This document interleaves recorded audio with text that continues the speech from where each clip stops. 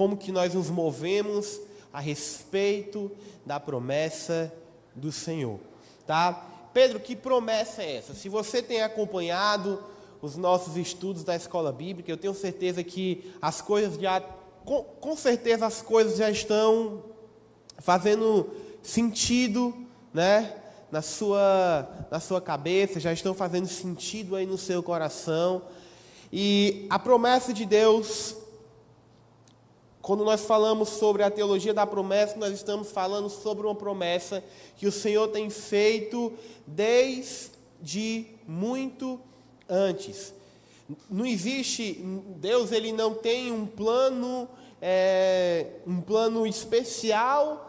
Eu tenho algo aqui para Abraão, e isso que eu tenho para Abraão foi diferente do que eu tinha para Jacó, e isso que eu tinha para Jacó era diferente do que eu tinha para José, e passou-se usando o que eu tenho para Davi. Não, irmãos, cada um teve o seu plano, o seu desenvolvimento, uma promessa, um encargo de Deus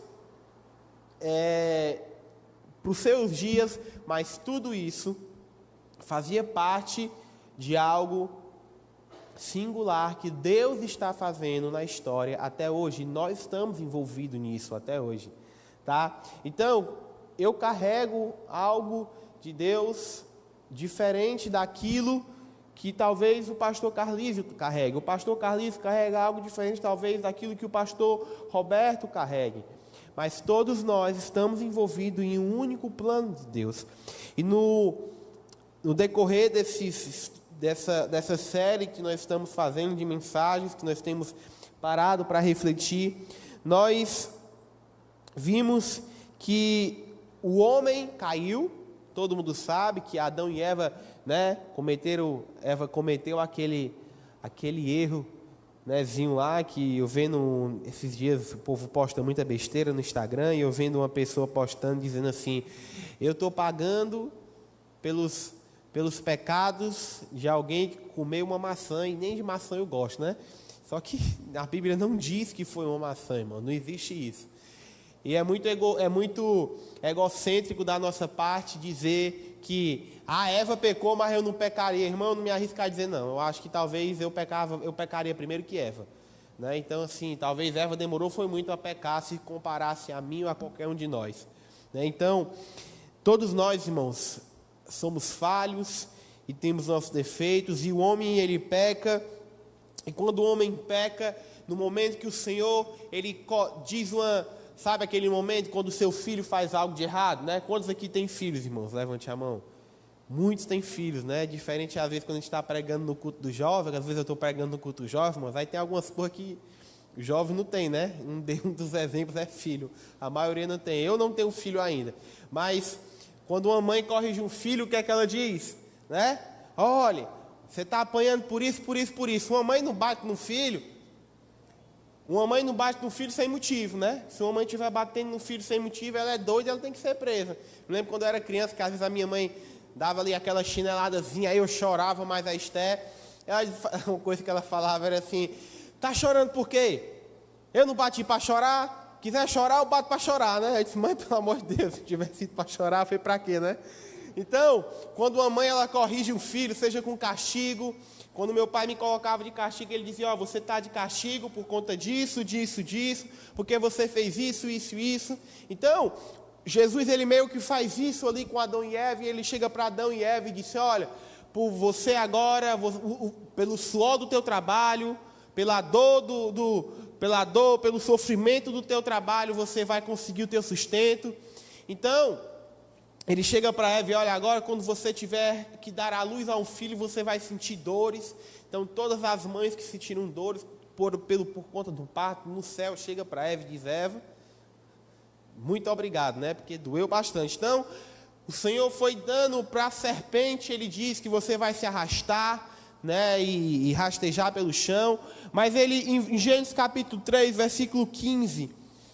o Senhor chega a algo que os teólogos chamam de proto-evangelho. O Senhor chega em Gênesis 3,15, o Senhor chega para a serpente e para a mulher e diz para a serpente: olha, eu vou pôr inimizade entre você e a mulher, entre a tua descendência e a descendência dela. Esta te ferirá a cabeça e tu ferirás o calcanhar. Então, o Senhor chega para a serpente e diz: olha, tu e a mulher terão inimizade e a descendência dela vai te pisar a cabeça. Ou seja, de quem é que o Senhor estava falando ali naquele momento, irmãos? De quem era? Pode falar, irmão, não tenha medo não. Hã? Não. De quem? Jesus. O Senhor estava ali falando de Jesus. O Senhor já estava dizendo para a mulher: olha, o teu descendente, Jesus não veio de Maria? Então, olha, o teu descendente vai pisar a tua cabeça. O Senhor derrota o plano de Satanás, derrotou a ação do diabo que fez o homem cair. Isso, meus amados, não foi algo que Jesus pensou naquela hora. A palavra de Deus diz lá em 1 Pedro que a cruz já estava planejada desde a fundação do mundo. Antes da criação. A palavra de Deus diz em Efésios que nós fomos eleitos nele, antes da fundação do mundo. Então, antes de Adão sequer ser criado, antes de Adão sequer pecar, o Senhor, olha aí que profundo, já tinha pensado em você e Ele já tinha te eleito nele. Então, meus amados, você não é obra do acaso. Como diz aquela música, né? O acaso vai me proteger quando eu andar distraído. Não, não vai. O acaso não vai te proteger. O acaso vai te dar uma rasteira se você deixar. Então, o Senhor inicia ali algo, alguns teólogos chamam de proto-evangelho, ou seja, Ele dá uma pista de como que as coisas seriam desenvolvidas. Por mais que ele não diga como tudo irá acontecer, ele diz: olha, um dia você vai, o descendente dessa mulher vai pisar na sua cabeça, tá? E por isso, irmãos, que algumas coisas na Bíblia são importantes. Quem aqui já pulou uma genealogia, irmão, quando estava lendo a Bíblia? Eu já pulei uma genealogia lá. Fulano é filho de fulano, que é filho de fulano. Quem já pulou? Pode ser sincero, irmão. Eu já pulei, irmãos. Deus me perdoe, tá? Lutero aí me perdoe, mas eu já pulei, né? Mas as genealogias são importantes. Por quê? Porque as genealogias eram uma forma que o povo judeu, que, por exemplo, como nós estudamos na nossa série de palavras anteriores a essa, foi uma das estratégias que Mateus ele usou para mostrar que Jesus era o Messias prometido.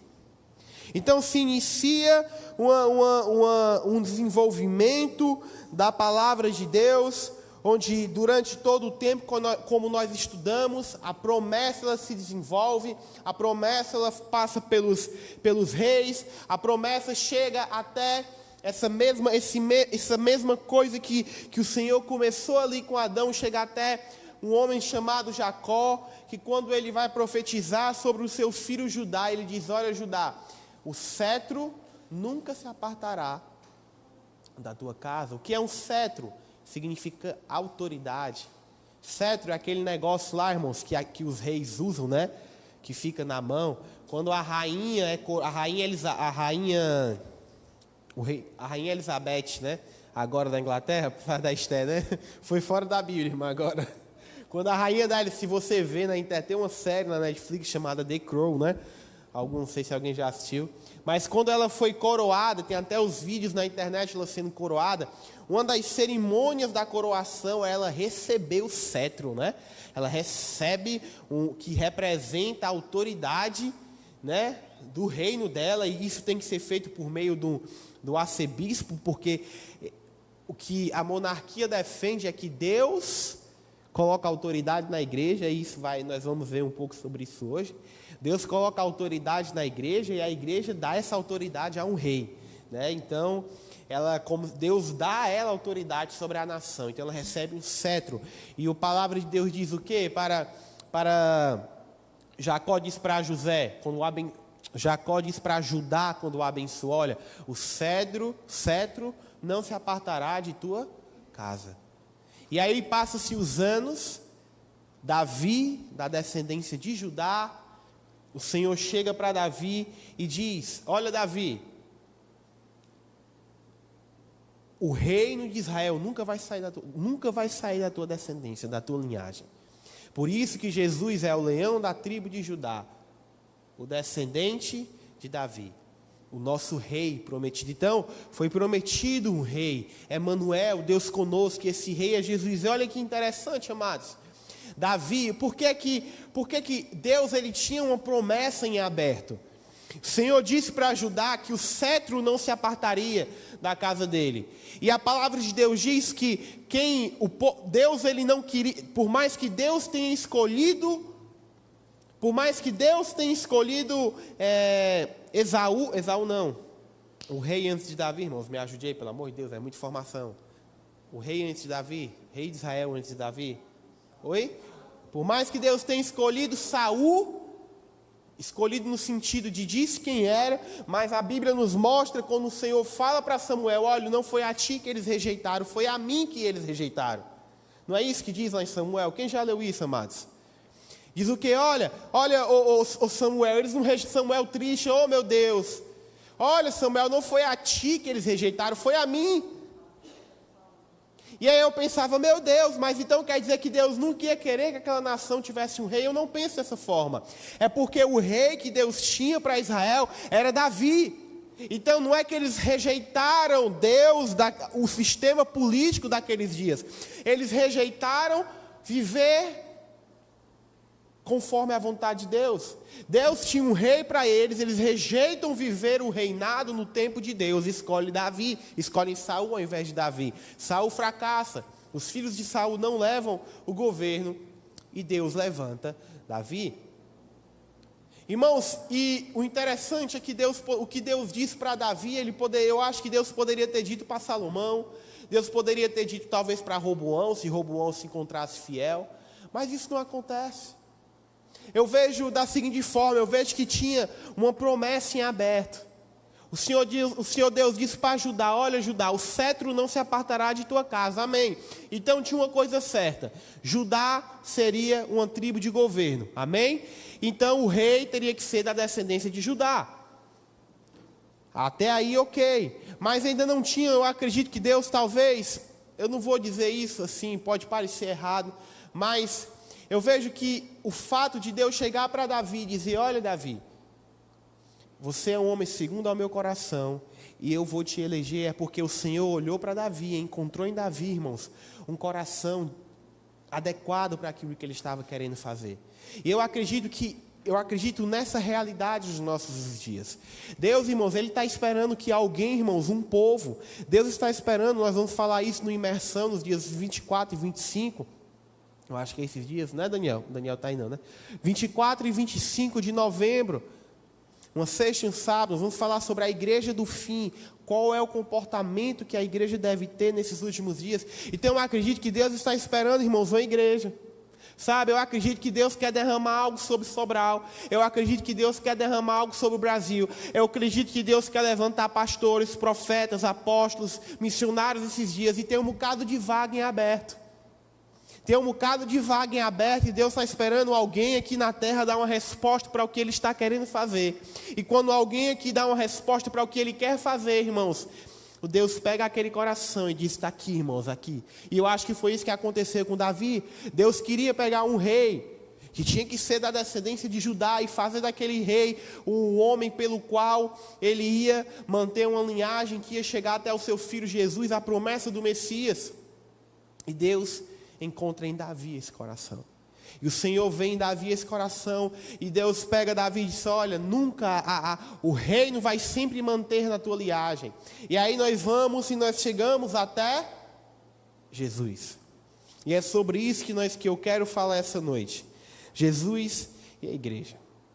Amados, e essa palavra, esse ensinamento que eu quero trazer para os irmãos hoje foi muito legal, porque eu estava aqui hoje à tarde, eu meditando, e aí eu desci aqui embaixo, aí eu fui conversar com meu pai. Pai, eu estava vendo, eu achei isso aqui. E aí a gente discutindo sobre o assunto. Ele, meu filho, se você não está entendendo, não ensine. Eu, não, pastor, estou preocupado em ser heresia. E aí a gente conversou bastante, a gente foi no mercantil, conversando no mercantil. Né? O Hermes também tentou se meter, mas o bichinho se perdeu um pouquinho. Mas aí quando eu parei, sentei e refleti, como eu sempre digo, quando você, irmãos, você está confuso, quando você não está conseguindo raciocinar, você está assim, está voando, coloca glicose no sangue. Você sabe o que é glicose no sangue? Mas comida, coma. Pare e coma, que a sua mente volta ao normal. A gente estava fazendo essa mesa enorme aí, né? Cortei minhas mãos todinha. Pobrezinho de mim. A gente fazendo essa mesa aí. E aí, eu e o Hermes brigando lá. Não, é aqui, essa é a medida, é a medida. Eu, não, Hermes, para. Vamos colocar a glicose no sangue. Aí sentamos ali, comendo um pão com ovo, com Pepsi, né? Aí, no instante, irmão, 5 minutos a gente resolveu o problema. Então, eu saí, botei glicose no sangue. E aí o Senhor, Ele ministrou ao meu coração um pouco sobre essa questão de Cristo e a igreja. Porque nós chegamos, quando nós estamos falando da promessa, do desenvolvimento da promessa de Deus, já aconteceu com Abraão. Deus já levantou um povo, tem muita coisa para acontecer. Nós já tivemos o Messias. E o que nós temos para o futuro, irmãos, é exatamente isso. O restabelecimento pleno do reino de Israel, onde o reino de Israel vai alcançar sua salvação, onde o reino de Israel vai um dia, o Senhor Jesus disse, quando estava para morrer, Ele disse, olha, até que vocês digam que bendito que vem, né, em nome do Senhor. Esse dia eu vou voltar, então um dia, irmãos, o Senhor vai voltar, Israel vai se render a Deus e através daquela terra, daquele povo, desse povo que somos nós, o Senhor vai governar sobre as nações. Mas antes que isso aconteça, nós estamos nessa era atual. E o que é que eu quero? Falei um bocado de informações, mas agora eu quero que a gente respire um pouquinho. Mas o que é que eu quero que os irmãos pensem comigo? É como se eu vejo, irmãos, os templos, não somente eu, mas isso é respaldado por alguns outros pregadores, mas eu vejo que o mundo em 3 eras. A primeira era na verdade, 4, né? A primeira era a época do jardim, o homem criado, Adão e Eva, ali era uma realidade, irmãos. Era uma realidade tanto na terra, como era uma realidade diante da perspectiva espiritual e do céu. Só que o homem peca, como nós vimos, e nós entramos o quê? No período do Antigo Testamento. Ali era uma outra realidade. As pessoas não enxergavam Deus como nós enxergamos. As pessoas não entendiam sobre Deus da forma que nós entendemos. As pessoas, elas não compreendiam o Senhor como nós compreendemos, não tinha a realidade do Espírito Santo de Deus como nós temos. No Antigo Testamento, irmão, no período antes de Cristo, não tinha como você dobrar os seus joelhos, né? E, Senhor, me toca, Espírito Santo. As pessoas tinham um toque do Espírito Santo, mas não é como ter o Cristo vivo em nós, não é como ter o Espírito Santo de Deus fluindo em nossas vidas. Se você pecasse, não era só, Senhor, perdoe meus pecados. Não, irmãos. Você ia ter que comprar uma ovelhinha sem defeito. Sabe quanto é que custa uma ovelha, irmãos? Em torno de R$400. Você ia pegar uma ovelhazinha sem defeito, uma ovelhazinha por uns 400 e poucos contos, R$22 o quilo, viu, viva, uns R$20 o quilo. Não, no interior irmão. No interior você ainda, uns 400 e pouco. Não ia existir mais animal, né, mano? Ia ter gente que já tinha, né? Gente que criava animal só para morrer, né? Aí você ia ter que procurar a ovelhazinha, né? Ovelha ia entrar em extinção. Você tinha que levar a ovelhazinha lá. Aí a gente ia vir aqui para o culto. Aí o pastor vinha, Antônio, vem cá, né? Aí o Antônio ia, não, só figurativamente. Aí o Antônio ia botar a mão na cabeça, né? O pastor ia botar a mão na cabeça do Antônio. Estou aqui representando os pecados do Antônio, né? Aí, matava a ovelha, assava a ovelha, o incenso subia. Aí os pecados, né? Estão perdoados. Passava 5 minutos depois, o Antônio descendo de bicicleta aqui, esculhambava um cara. Droga, tem que comprar outra ovelha. Né? Então, irmãos, não era desse jeito, mas era mais ou menos assim. Era outra era. Então, depois disso, nós iniciamos o período da graça. Conhecido, essa era anterior, era a era da lei. As pessoas tinham que a lei tinha que ser seguida. E nós iniciamos o quê? O período da graça. Mas depois disso, irmãos, vai ser iniciado um outro período. E nós estamos nesse período da graça. Cristo veio, ressuscitou. Mas quando isso se concluir, irmãos, nós vamos iniciar uma nova era. Que é a era com Cristo, com o reino eterno e perpétuo com o nosso Senhor Jesus Cristo. Nós estamos ansiosos por isso, mas o que eu quero que nós venhamos a refletir essa noite é: qual o nosso papel? Porque uma das realidades nossas nesses dias é sermos igreja. Você sabia, irmãos, que ser igreja é muito sério? Nós somos a igreja, o povo do Senhor. Cristo fundou a igreja. A palavra de Deus nos manda congregarmos. A palavra de Deus manda nós amarmos os nossos irmãos. A palavra de Deus nos ensina a louvá-lo e adorá-lo. Então, existe uma realidade para os nossos dias. Existe uma realidade para esses dias, que é ser igreja. E o que nós queremos refletir hoje é sobre, diante de tudo isso que nós estudamos nesses dias, sobre a promessa que o Senhor tem desenvolvido desde Abraão, para o que Ele nos chama hoje. Sabe, o que o Senhor espera de nós? O que Deus espera de você? Pedro, será que Deus me chamou para trabalhar, ganhar dinheiro e criar os meus filhos? Será que Deus me chamou para vir toda quinta e todo domingo, cantar uma boa música, escutar uma boa pregação? Será que nós, como igreja do Brasil, igreja em Sobral, igreja Batista Ágape, estamos nos comportando, estamos vivendo como o Senhor espera que nós venhamos a viver? Amados, eu queria pedir que você abrisse a palavra de Deus lá em 1 Timóteo, capítulo 2, versículos 5 ao 6.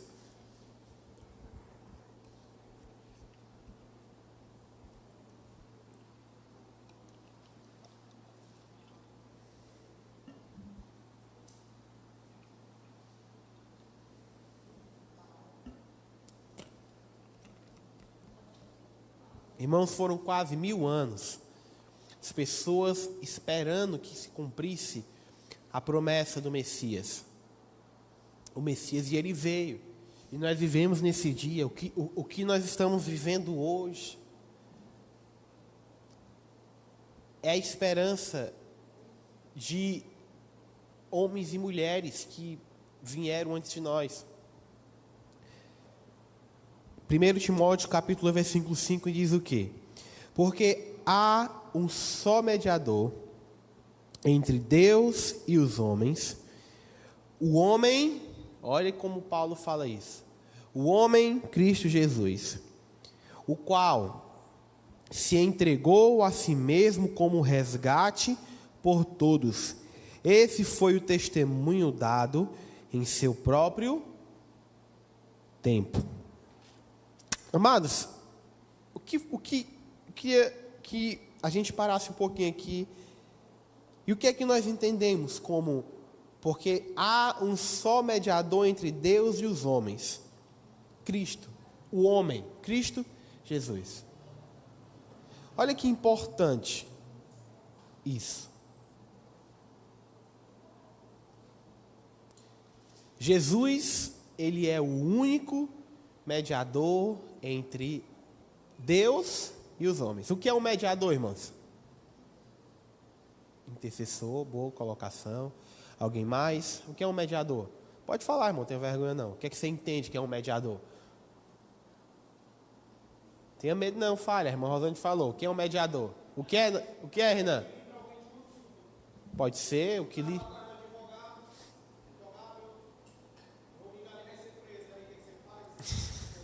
Qualquer 10 mil conto, né? É um mediador, exatamente. O Renan deu um exemplo. Um mediador, alguém que pode livrar alguém de uma culpa. Alguém mais. O que é um mediador, irmãos? Que liga, ótimo. Uma ligação. Um intermédio. Rapaz, eu quero falar com o Júnior, mas eu não sou digno de falar com o Júnior. Eu digo, Jaine, pede pro Júnior ali me emprestar 100 conto. Manda o contato do homem. Então, Paulo está dizendo que Jesus, ele é o intercessor. Paulo está dizendo que Jesus é o que nos livra, né, da culpa, foi até Cristo. Paulo está dizendo que Jesus é o que nos liga com Deus. Então, como é que eu aprendi essa passagem? Um dia eu perguntei, mãe, por que nós não adoramos Maria? Minha mãe disse, porque na Bíblia fala que só existe um mediador entre Deus e os homens. A doutrina da igreja romana diz que você pode interceder por Maria, você pode interceder por outras pessoas que já morreram, para que essas pessoas intercedam a Deus por você. Porém, nós como evangélicos, cristãos, batistas, nós acreditamos que as pessoas que morreram não podem interceder a Deus por nós. Então, e nós vamos ver um pouco sobre isso. Então, por que Jesus assume esse lugar de mediador? Por que Jesus assume esse lugar de ser alguém que vai nos conectar com Deus? Está dando uma leve microfoniazinha aí. Eu acho que excessozinho de médio. Então, por que Jesus é essa pessoa? Amados, a palavra de Deus, isso já foi, irmãos, brigas de séculos atrás, só para a gente descontrair. Uma vez surgiu um cara chamado Airo. E ele disse ele falou que Jesus, ele era Deus, mas ele era um Deus menor. Ele não era tão Deus como Deus, entendeu? Porque ele foi criado por Deus. E a igreja entrou em uma crise teológica por conta disso. E aí surgiu o que nós conhecemos, o primeiro concílio, o concílio de Nicéia. Porque alguns acreditavam nisso e outros não acreditavam nisso. Até que alguém foi lá e disse, Jesus é 100% Deus e 100% homem. E aí criaram um credo. Crê em Deus Pai Todo-Poderoso, Criador dos céus e da terra. Não, aí eu não sei o resto, né? Oi? Um dia você decora. E aí, para quê? Para que afirmasse que Jesus é Deus, que Jesus eternamente foi e sempre será o Senhor. Então, irmão, Jesus ele é 100% Deus, mas Jesus também ele é o quê? 100% homem. Pedro, por que nós afirmamos que Jesus é 100% homem? Porque se Jesus não fosse 100% homem, nós não poderíamos ser salvos. Não é verdade? Por que nós fomos salvos, amados? Porque, como diz Romanos capítulo 6, na semelhança da cruz nós já estávamos. Quem pecou foi o homem, então quem tinha que ser condenado era o homem. Então, na cruz, Jesus olhou para Deus e disse, olha, eu estou aqui, Senhor, representando todos eles. Por um homem entrou um pecado e por apenas um homem o pecado saiu do mundo. Não é isso que está lá em Romanos? Então, Adão pecou e condenou geral. Jesus morre e salvou geral. Entendeu? Então, Jesus ele sobe lá na cruz e ele diz, eu estou aqui representando todos. E ele carrega sobre nós o seu pecado. Então, Jesus Cristo, ele nos lava do sangue, nos lava com o seu sangue dos nossos pecados. E por que ele é o mediador, irmãos? Porque ele também é 100% Deus. Quando Cristo, através da sua morte, nos limpou do pecado, nos lavou do pecado, o que é que a Bíblia diz? Que o véu foi rasgado. Jesus, ele permite que nós, homens, possamos ter acesso ao Pai. O Senhor Jesus Cristo permite que nós, homens falhos e pecadores, possamos dobrar o nosso joelho de manhã, fazer oração e o Pai escutar. Por quê? Porque Ele nos lavou.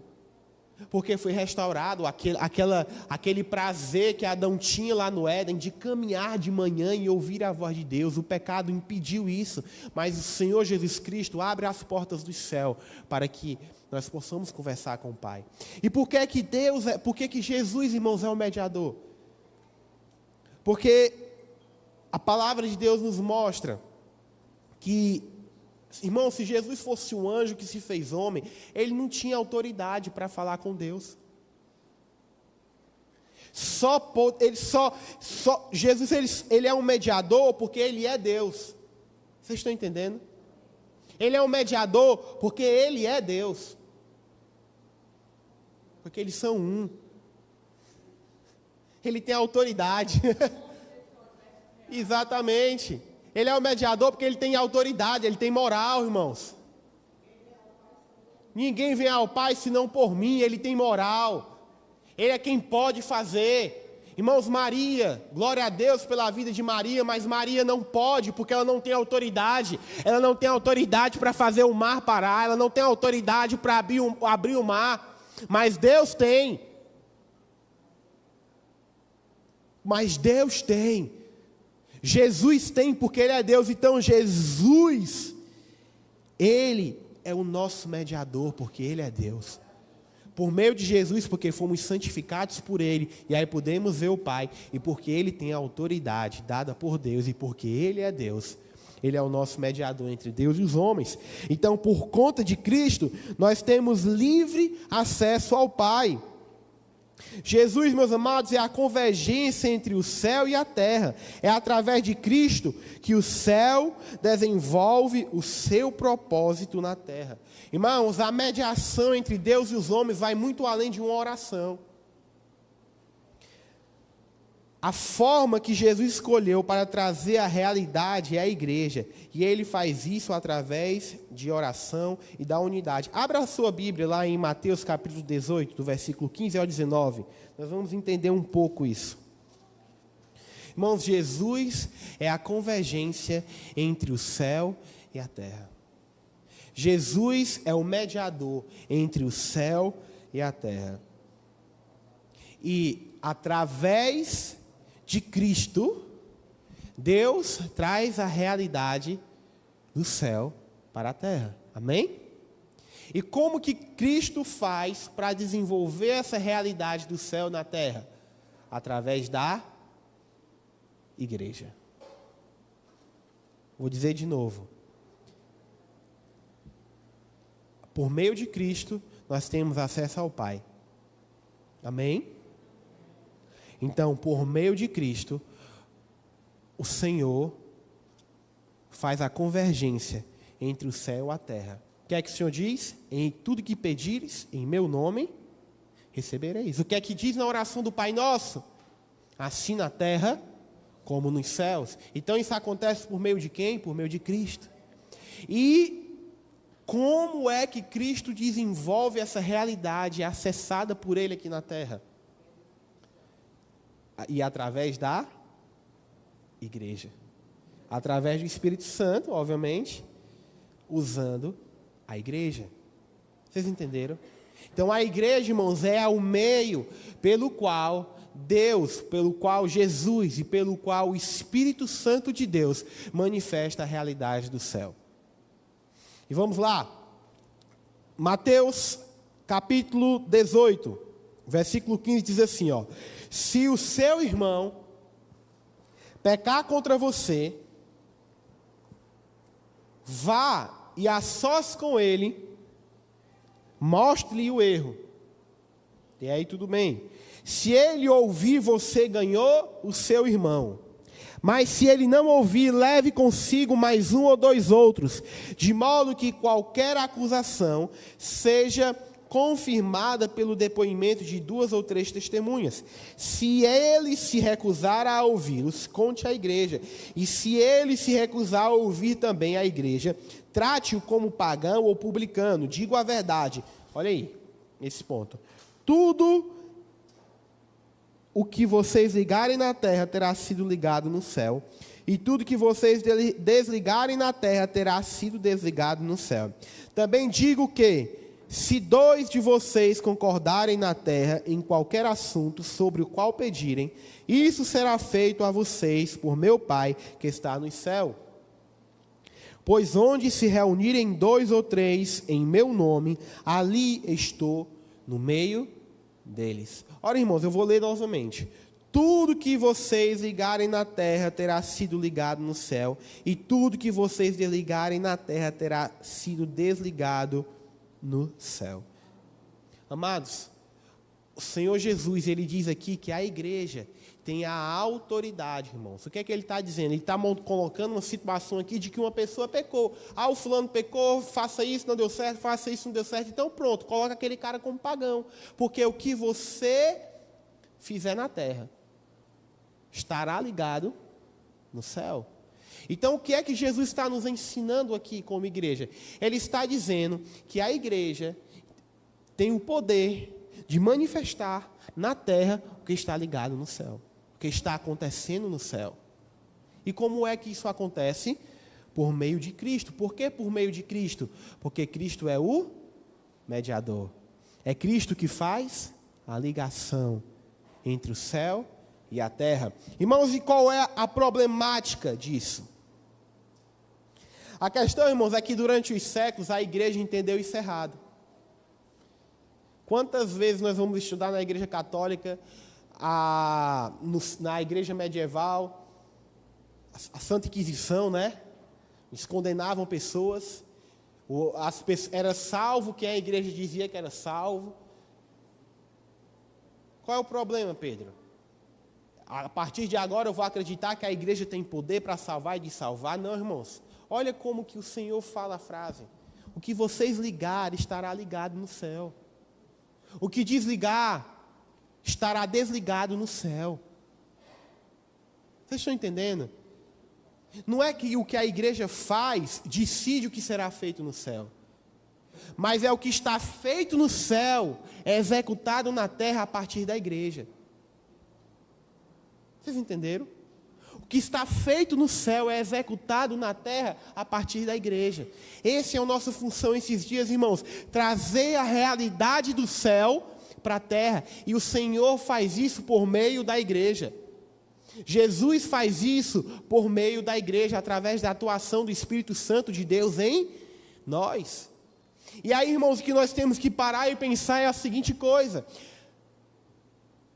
Será que nós estamos manifestando na terra a realidade do céu?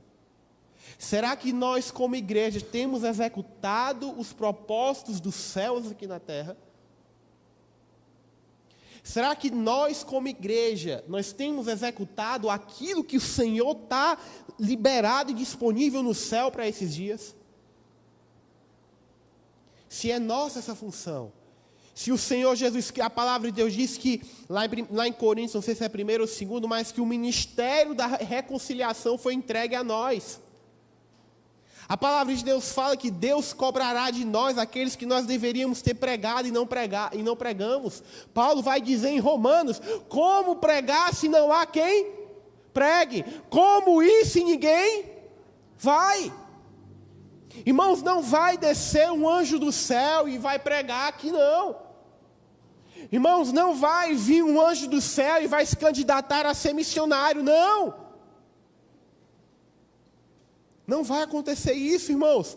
Por quê? Porque tem pessoas aqui que Deus levantou para isso. E se nós não nos posicionarmos para fazer o que Deus nos levantou para fazer, nós estamos deixando a obra de Deus sem ser executada. Lembra do que eu falei no começo, amados? Que o Senhor encontrou em Davi um coração disponível. Deus está esperando um povo que vai encontrar, que vai ocupar uma vaga que Deus levantou, irmãos. Deus nos chamou como igreja para manifestar a realidade do céu na terra.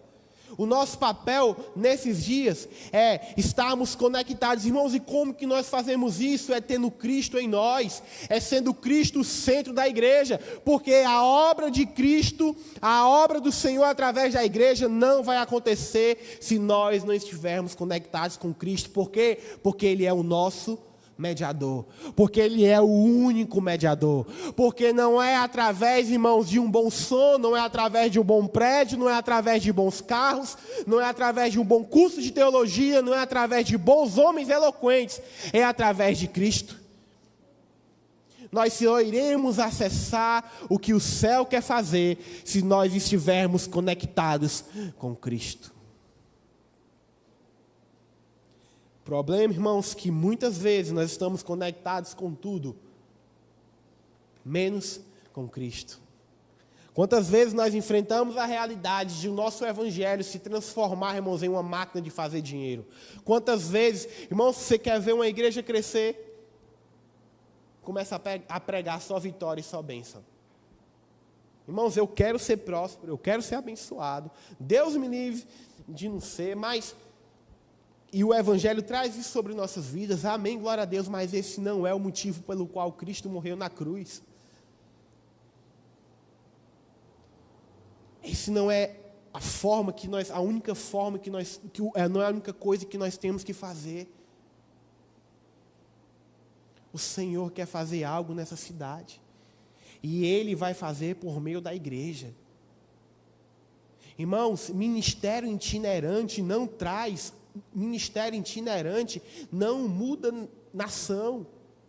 É a igreja que muda. Glória a Deus pelos pastores itinerantes.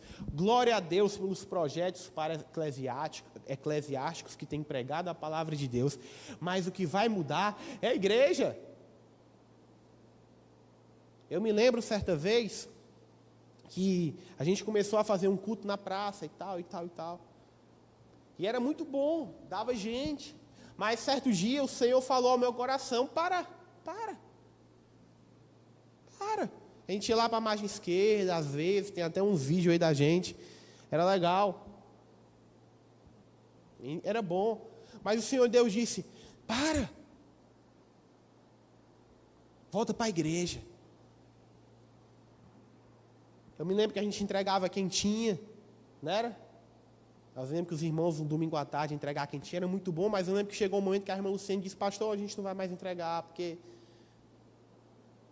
Sabe por quê, irmãos? Essas coisas têm que acontecer, fazem parte da igreja, mas se nós não tivermos uma coisa chamada vida de igreja, as coisas não mudam. Tinha uma época que a gente fazia muita conferência para os jovens. O Senhor Deus falou, eu vim para uma conferência, irmão, parecia que eu estava vazio, saía nada.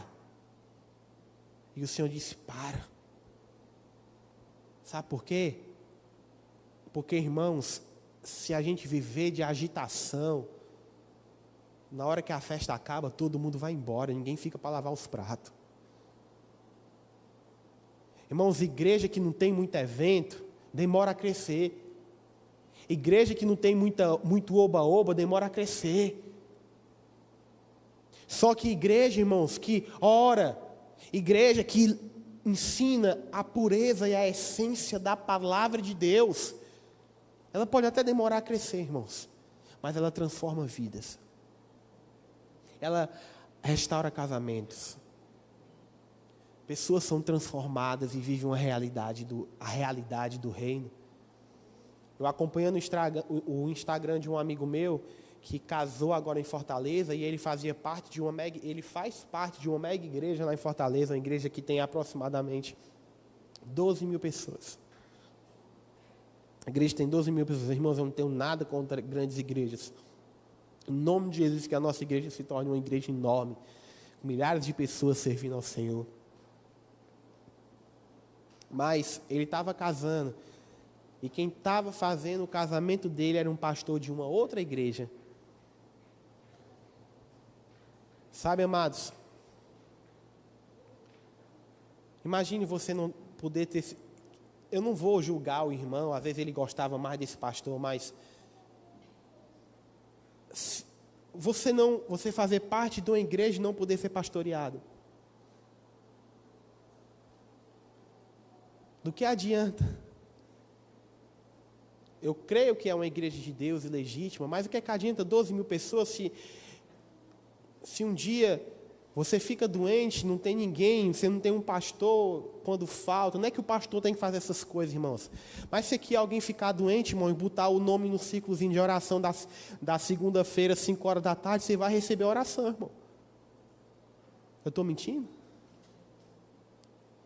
Se alguém aqui precisar de alguma coisa e chegar, pastor, nós estamos precisando disso, você vai ter uma igreja para lhe ajudar. O que eu estou querendo dizer, irmãos, é que nós precisamos nos voltar para o centro do Evangelho. O centro da igreja, que é Cristo. Esses dias eu assisti, já, só para a gente terminar, eu assisti um filme, o nome do filme, no Brasil, em português, não tem nada a ver com aquele, o filme em português não tem nada a ver com o inglês, né? O nome do filme é Crescendo Juntas, em português, né? Mas em inglês é Ei Deus, sou eu, Margaret. Alguém já ouviu falar desse livro? Não tem em português, né? Mas eu estou falando a tradução. O nome é original, Ei Deus, sou eu, Margaret. E já tem esse filme que foi lançado agora, tem na HBO Max, que é Crescendo Juntas. O que é o filme, irmãos? O filme é uma menina que ela é filha de uma mãe cristã, de família cristã, e a mãe dela, que é cristã, se casou com um pai judeu. E aí, ela cresce em um lar que os pais cristãos dela, meio que expulsaram a mãe de casa porque casou com um judeu. E aí, os pais decidiram por ela que ela não iria ter uma religião de nenhum nem do outro, e ela ia escolher qual a religião que ela ia ter. E o filme todo é ela conversando com Deus. Ela não tem uma religião, mas ela vai conversando com Deus. Eu não estou aqui, irmão, pregando o deísmo não, viu? Pelo amor de Deus. Mas ela vai conversando com Deus. O filme todo ela vai conversando com Deus. Ah, Deus. Aí ela chega, um professor de história chega para ela, olha, eu quero que você faça um trabalho, uma pesquisa esse ano para mim, sobre religião. Aí ela fica assim, séria, ela explica a situação para o professor. É uma adolescente de 12 anos. E o filme retrata essa crise que ela está tendo com religião, junto com todo o confronto de se apaixonar. No filme ela pede a Deus para crescer os seios, né? Que ela queria ficar com mulher, ela pede a Deus para menstruar, né? Eu acho que toda mulher, se soubesse, né, o que é o sofrimento, né, talvez não pediria para demorar mais um pouquinho, né? Então ela pede a Deus para menstruar, e a família, chega um momento que a família dela briga, tem uma contenda ali a família, e ela se zanga e faz o trabalho dela e diz, olha, sabe de uma coisa? Eu acho que Deus nem sequer existe. E eu acho que é sobre mim. E o filme desenvolve, acontece que as coisas, sabe como é que é filme, né? As coisas dão certo, ela menstrua e tal, fica bonita, o namoradinho dá certo, tal. E o filme termina ela dizendo assim, obrigado, Senhor, por tudo. Né? Ei, Deus, obrigado por tudo. Só que esse filme, ele me fez refletir, irmãos, eu sou assim, eu, né, 27 anos assistindo filme de adolescente, de mulher adolescente, né? Vocês veem aí, né, irmão? Meu período, eu estava doente, eu fiquei um dia acamado, irmão, passei o dia assistindo besteira na televisão. E eu gosto de filme assim, irmão, porque eu fico pensando, a minha mente fica papocando. Então eu comecei a refletir, irmão, sobre a religião. E uma coisa que eu comecei a refletir é que realmente Deus está acima das religiões. Deus, ele está acima, irmão. Quando o Senhor Deus, Deus não diz eu sou católico, Deus não diz eu sou batista, Deus não diz eu sou testemunho de Jeová. Ele está acima. Só, irmãos, que se preocupe, irmãos. Se preocupe que eu não vou dizer nada para lhe assustar, não. O que é que eu estou querendo dizer com isso? O que eu estou querendo dizer, irmãos, é que as pessoas dizem o quê? Toda religião leva a mentira. Mentira. Sabe por que eu acredito, irmãos, que o cristianismo e propriamente o protestantismo é a religião a qual o Senhor, é a forma correta de expressarmos a Deus? Porque quando eu me converti porque as pregações me levavam ao Senhor. Porque as pregações se preocupavam em afirmar as verdades bíblicas. Por isso que eu sou crente. Porque a Bíblia, porque eu cresci numa igreja, eu cresci num lar, eu cresci com um pastor cristocêntrico. Porque é Cristo, é para Cristo. Só que eu comecei a refletir, amém, eu acredito que o protestantismo está no caminho certo. Mas eu comecei a refletir, irmão, será que todos nós, como igreja, estamos realmente olhando para Jesus? Ou nós estamos olhando apenas pelas coisas que a religião pode nos dar? Porque se nós como cristãos não estamos com as nossas expectativas, como Paulo diz, com os nossos olhos em Cristo, se nós não estamos com os nossos olhos em Cristo, nós não somos diferente do umbandista. Nós não somos diferente do católico que vai até Canidé de joelho para poder receber uma promessa. Nós não somos diferente do cara que vai lá no Pai de Santo e faz um trabalho de não sei o quê, amarra uma calcinha na boca de um sapo para poder ter o amor de volta. Se o nosso foco não é Cristo, se o nosso foco não é estar apaixonado pelo Senhor, se o nosso foco não é acordar de manhã e o nosso coração não está ardendo por Ele, se nós não estamos dispostos a abrir mão do que for necessário para poder seguir Cristo, nós não somos diferentes das outras religiões. Por mais que nós pregamos uma palavra que diz isso. E sabe o que é tão curioso? O curioso, amados, é que nos últimos dias só vai ficar de pé aqueles que realmente querem o Senhor. Porque nos últimos dias, algumas pessoas vão chegar e vão tirar as nossas casas, porque nós não andamos como eles, e nós vamos dizer, eu prefiro Jesus ao invés de minha casa. Infelizmente vai ter pessoas que vão ter suas famílias levadas, mas eles não podem negar o Senhor Jesus Cristo. Você sabia que existem missionários no Iraque que se preparam para matar a sua esposa quando descobrirem que eles são missionários? Sabe por quê? Porque se os soldados pegarem a mulher do missionário, eles estrupam e as matam. Então elas preferem ser mortas. Você sabia, irmãos, que existe homens que têm os seus filhos queimados na frente deles, para que eles não neguem ao Senhor? Irmãos, isso é pesado, né? Não é nem legal pensar nisso. Eu não gosto de pensar nisso. Mas existem pessoas. Um missionário, esses dias, em um podcast, contou um refugiado da Coreia do Norte, em que uma família na Coreia do Norte, tem no podcast do Jesus Cop, esse cara, ele conta isso, um refugiado da Coreia do Norte, que uma família foi enterrada viva, porque não negou o nome do Senhor. Pai, mãe e filhos. Não estou dizendo, irmão, que a gente tem que viver essas coisas. Deus o livre e guarde a gente passar por isso. Mas o que eu estou falando, irmãos, é sobre nós refletirmos qual é o alvo da nossa fé. Quem é o centro?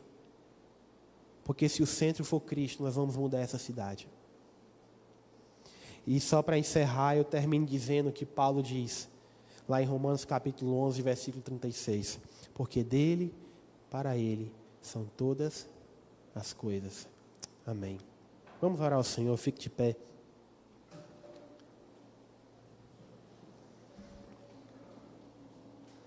Senhor Deus e amado Pai, nós pedimos que o Senhor seja o centro de nossas vidas, Senhor.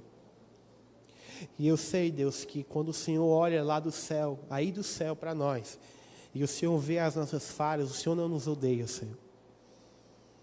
O Senhor não quer nos deixar, o Senhor não está pensando em desistir de nós. Eu sei que o Senhor olha para nós com amor. Nós nos apegamos no que a Tua palavra diz, Deus Pai. E nós estamos crescendo de glória em glória, Senhor. Senhor, nos perdoa por ainda não sermos ou não alcançarmos o padrão que nós esperamos de Ti. Mas eu peço, Deus, em nome de Jesus,